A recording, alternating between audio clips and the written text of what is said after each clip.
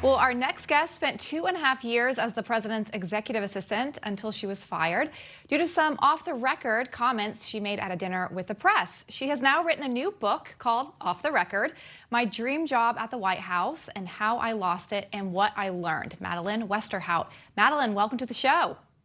Thank you, Lindsay. Thanks for having me. Madeline, congrats on the book. Congratulations. More important, it's like the book is one thing, but you got a double tweet from the president today. That's almost like the good housekeeping seal of I approval. So know. congrats. Thank So you. let me Yeah, ask you that was this. so exciting. All right. So I read the book over the weekend. That you happily took up some quality Sunday time for me. Tell me, who's the audience that you intended to write this for? That's a great question. I think everybody, and I know that's not a great answer, but I think there's so many layers to this book. Of course, I want people to get to know the President Trump that I know and love, but I also think politics aside, there's really a message of hope, and I hope to be kind of a breath of fresh air in the time that we're in right now. There's so much negativity out there, and I just hope that people can learn from my experience and understand that people make mistakes, and it's how you kind of recover from them. That is what matters most. You know, Madeleine, part of the title is What I've Learned. What would you say is the biggest thing that you learned? Absolutely, yeah, definitely that there are going to be bumps along the road, and that nobody's perfect, and that everybody makes mistakes. And for a long time, losing my job was absolutely devastating for me, and for a long time, I thought that that was going to define me. And then I realized that I'm not going to let it, and I'm going to turn this into something positive. But also away from the White House, I was able to kind of reflect on everything that I learned and all the experiences that I had. So, Madeline, interestingly, in the book, you reveal that you didn't vote for the president. You wrote in another Republican's name.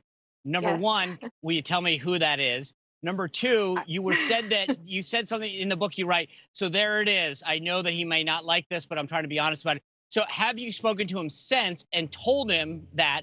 And number three, what's the reaction been since then? Yeah, so it was very important for me to tell the president directly. I called him about the book when it was announced in March, and I wanted to be the person to tell him that I didn't vote for him. And he was incredibly gracious, as I hoped that he would be, and he completely understood because the reason I didn't vote for him was because I believed everything that the mainstream media told me. And it wasn't until I got to know him that I realized I had been so very wrong.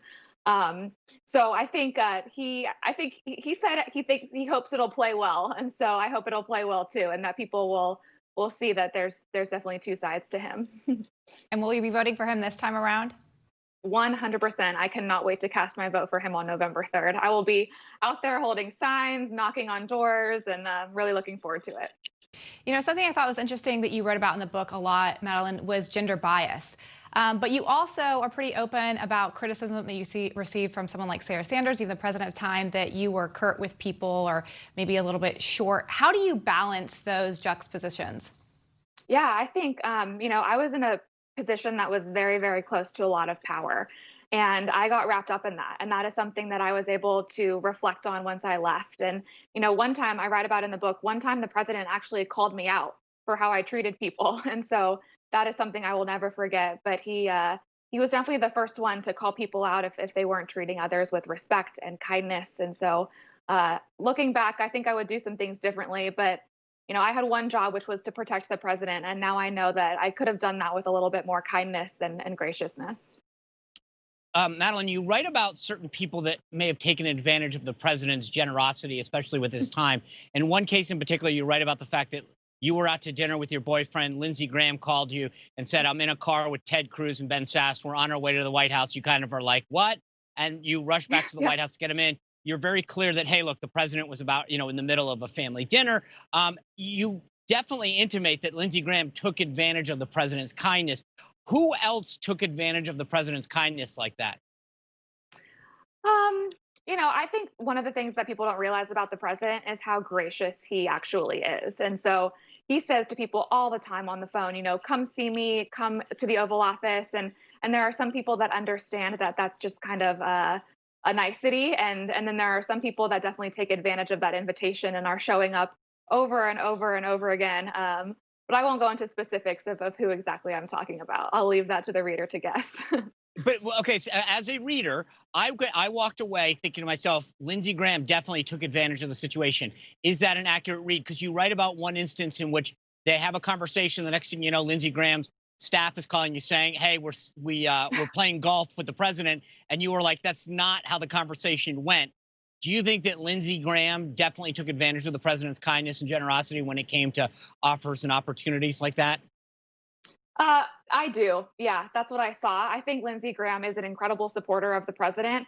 But when you're invited to play golf with the president, you're going to take advantage of that opportunity. And so, I had the unique opportunity to sit right outside the Oval Office and see everything that happened. And I think Lindsey Graham is a great supporter of the president. But in my opinion, he did take advantage of the president's kindness. So give me one other person that you think fits that bill.